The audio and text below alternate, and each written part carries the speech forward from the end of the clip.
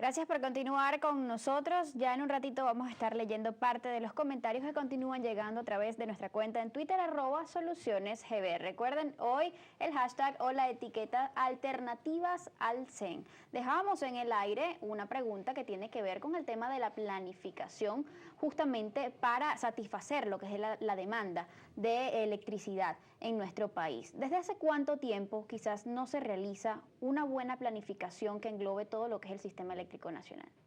Bueno, esa respuesta es muy difícil darla para quienes no estamos cercanos a los planificadores.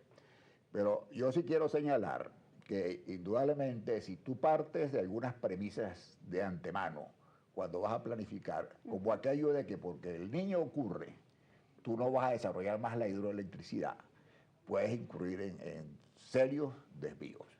Y una de las cosas que yo creo que necesita el país es que realmente podamos participar todos los venezolanos con alguna visión, alguna experiencia en la materia, en estos procesos de planificación. Y cuando se haga un proceso, que se someta a discusión nacional. No preguntarle a la gente si aumenta o no aumenta la tarifa eléctrica o si aumenta o no aumenta el precio de la gasolina, porque la gente no está calificada para eso. Buscar la gente que tiene experiencia y formación en la materia para que opine. A mí esta mañana estaba recordando que en China, que ahorita es un digamos, elemento de referencia para nosotros. Deng Xiaoping, hablando del uso de la gente que podía ayudarles a ellos, dice, a mí no me importa el color del gato, sino si caza ratones. Yo creo que aquí debemos empezar a pensar de esa manera. Ahora bien, la planificación en cuanto a lo que se refiere a todas las iniciativas que se tomen en torno al sistema eléctrico nacional es algo que se debe hacer a futuro. Usted lo mencionaba. ¿Con cuánto tiempo quizás se debe tener en cuenta, digamos, el estar obteniendo resultados o las actividades que se generen a partir de la construcción de infraestructuras que puedan coadyuvar al sistema eléctrico? Sí, fíjate, cuando hay sistemas que son las plataformas, es decir, la plataforma sobre la que está fundado el Sistema Eléctrico Nacional, es una plataforma que se diseñó en los años 50, basado en los conceptos desarrollistas que partieron de la CEPAL. Raúl Prebisch era el economista presidente de la CEPAL y de un organismo pues, económico. Ese modelo económico del desarrollismo ya fracasó y además pasó. Venezuela ha cambiado en muchos sentidos, inclusive en la época moderna hemos ido cambiando de la plataforma del sistema de inversión energética para sustituir consumos termoeléctricos. Es decir, y eso le dio la característica general que tiene el consumo venezolano, que es un 66, un 60% de energía hidroeléctrica. Okay. Este concepto ha ido cambiando y además Venezuela ya ha ido transformándose en lo económico y en lo social y ahora requiere de sistemas eléctricos muchísimo más acordes a una demanda cada vez más exigente. Porque el sistema eléctrico no solamente es la generación o la transmisión, es también la calidad del servicio que le llega al usuario y la estructura y organización del sistema eléctrico nacional tiene que estar adecuada a poder dar satisfacción no solamente a la oferta, en términos generales, sino a la calidad del servicio que le llega al usuario y a la usuaria. Entonces, esos conceptos o esas nuevas demandas de una nueva realidad económica, política y social exigen entonces nuevas formas de visualizar la plataforma, que es distinto a los sistemas de planificación, de desarrollo de las plataformas ya aprobada. De manera que, que ya existentes o las que se aprueben. Por eso es que hay que diferenciar entre planificaciones de corto y mediano plazo y la consideración de todo el sistema en su conjunto y las nuevas realidades de una demanda, no solamente con respecto a la calidad del servicio, sino inclusive al estado de desarrollo del arte, utilización de fuentes energéticas, que hoy, en otra oportunidad no los eran, pero ahora sí se incorporan de una manera plena, que además de ser nuevas tecnologías que producen beneficios de acuerdo a las consideraciones que hay con el ambiente, de sustentabilidad, etcétera, además podían ser motores para el desarrollo del país. Es decir, la energía eólica no solamente una fuente, digamos, de energías alternativas renovables, sino que además ella en sí misma constituye una fuente de desarrollo económico por sus cualidades en las tecnologías que se aplican, que pudieran ser 100% nacionales. Usted mencionó algo bastante interesante y es una realidad. El 60% de la energía eléctrica que consumimos los venezolanos es generada en el sur del país. En términos de distribución, ¿esto ha representado una debilidad para todo lo que es el sistema eléctrico nacional y la distribución de energía? No, mira, yo creo que eso hay que mirarlo con un poco más de detalle. Ok. La electricidad de Sao Paulo viene de Itaipú y esa es una distancia mucho mayor que la que hay entre Guayana y Barquisimeto, por ejemplo.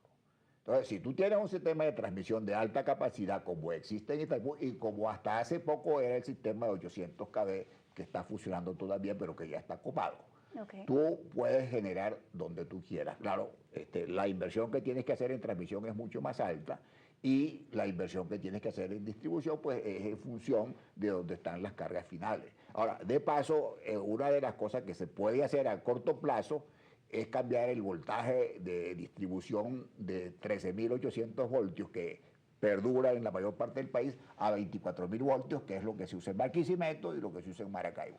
Eso nada más triplicaría la capacidad de distribución de los sistemas. Eso se puede hacer con mucha ingeniería y pocos materiales, pero sí requiere mucha ingeniería y requiere mucho trabajo. Pero esa es una solución por lo menos para asegurar que la energía llega a la gente. Ahora, por otro lado, hay que asegurarse que las inversiones que se hacen en generación funcionan. Y hay que tomar en cuenta, repito, que países como Noruega, países como Canadá, países como Brasil tienen mucho más del 50% en generación hidroeléctrica y no tienen los problemas que tenemos nosotros. Ahora bien, ¿dónde quedan las plantas de generación termoeléctrica en toda esta situación? Pero las plantas de generación termoeléctrica están distribuidas en todo el país, solo que su peso en cuanto a su aporte a la matriz energética nacional está muy disminuido y además totalmente vinculado al consumo de líquidos de hidrocarburos y no gaseosos.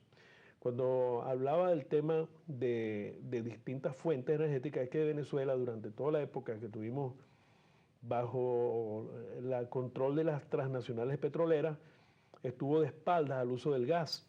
Yo comentaba con el profesor Quintini antes del programa el origen de esa Cadafe alimentada por gasoil, por fuel, por líquidos de hidrocarburos y no por gas, que ya era moderno en esa época el gas. Sin embargo, aquí, por el dominio que tenía de las decisiones energéticas, en materia energética de las transnacionales, Venezuela estuvo de espaldas del gas y todavía lo estamos. Es una deuda gigantesca. Aquí se están consumiendo casi 300.000 barriles diarios en generación termoeléctrica con diésel y fuel, lo cual es un exabrupto. Una comparación con esto, utilizar diésel o fuel o líquidos para generar energía eléctrica es como prender la parrillera el domingo con un billete de $100. Exactamente la misma proporción de lo que significa el derroche en el parte de diseño. Pero además hay nuevas fuentes energéticas, aparte del gas, como es el mismo petróleo extrapesado con tecnologías venezolanas, como es la eurimulsión. Okay. Tenemos minas extraordinarias de carbón en el Zulia y en el oeste, en el suroeste del país, en el caso del Táchira, que en un momento determinado, en una planificación de lo que es costos, beneficios, costos de inversión, utilizaciones tecnológicas, deberían ser consideradas y que hoy no se está haciendo. Entonces yo creo que el tema sobre el desbalance que tú hacías, que es importante, el desbalance que significa tener el 60% de la generación hidroeléctrica, que es una de las mejores energías eléctricas que se generan, o sea, las cualidades de la hidroeléctrica son indiscutibles y además es una fuente como el Caroní, que además es una fuente muy particular, creo que única en el mundo, porque no produce sedimentación. Ahora bien, el depender tanto de la energía hidroeléctrica en momentos como estos, donde la sequía, pues digamos, nos está afectando de una forma significativa, ¿no pondría en riesgo lo que sería la estabilidad de todo el sistema? Ahora, fíjate, también? Un detalle importante. Una cosa es tú tener capacidad para responder a ocasiones que no son regulares, que son imprevistas, pero que no ocurren permanentemente. Una cosa es atender permanentemente con hidrocarburos costosísimos la demanda eléctrica y otra cosa es tener previsiones para que cuando llegase a fallar la disponibilidad de agua en las presas, tú tuvieras plantas termoeléctricas que prendes solamente cuando hay ese déficit. Ya la experiencia está bien clara. Mira, aquí hubo problemas del 2003. Afortunadamente, a mediados del 2003 entró en servicio Carhuachi y resolvió el problema porque cada unidad de Carhuachi eran 180 megavatios. Y Carhuachi llevó el problema bien hasta que de nuevo se presentó en el 2009-2010 el segundo conato del Niño, y en efecto a partir de ese momento se descartó la hidroelectricidad y todo el crecimiento de generación que ha habido en los últimos años fue enfocado hacia la parte de uso de gasoil, que vale más o menos $130 el barril. Y en el mercado externo, aquí no vale ni 15 bolívares. Ahora bien, pero para la sociedad nuestra, lo que tú dejas de percibir es lo que te cuesta algo, es lo que se llama el costo de oportunidad. Sí. en cuanto a la capacidad que tenemos en Venezuela de la generación de energía, ¿cómo nos podemos comparar con otros países de la región? ¿Por qué quizás nos estaría afectando toda esta situación climatológica, este fenómeno, muchísimo más a nosotros que a países vecinos? Recordemos que Venezuela era un país que en algún momento exportó energía eléctrica y ahora incluso la estamos importando. ¿Por qué? Estamos exportando todavía. Se A está mandando a Brasil. exportamos todavía. El tema es, y lo dijo el presidente Chávez en el año 2009 cuando la crisis esa del Niño, porque el Niño no apareció cuando llegó Chávez. Es decir, hay registros formales y meteorológicos desde los años 40, finales de los 40. Y cada 4 años, la frecuencia es de cada 4 años se presenta este mismo fenómeno. Tal como dice el profesor Quintini, son hechos que inclusive no son repetitivos y se diseña en función de eso. Y el tema que, como te mencionaba, hizo el presidente Chávez es que no se planificó. Inclusive el sistema eléctrico nacional estuvo sometido durante el primer periodo de Carlos Andrés Pérez a una terrible destrucción por la vía de quitar toda planificación. Que fuera el mercado el que decidiera. Y por eso fue que se fue a una privatización de las empresas del sector eléctrico, de manera que se consumiera electricidad o se invirtiera en el tema eléctrico donde hubiera consumidores. Ahora bien, se ha Esa invertido...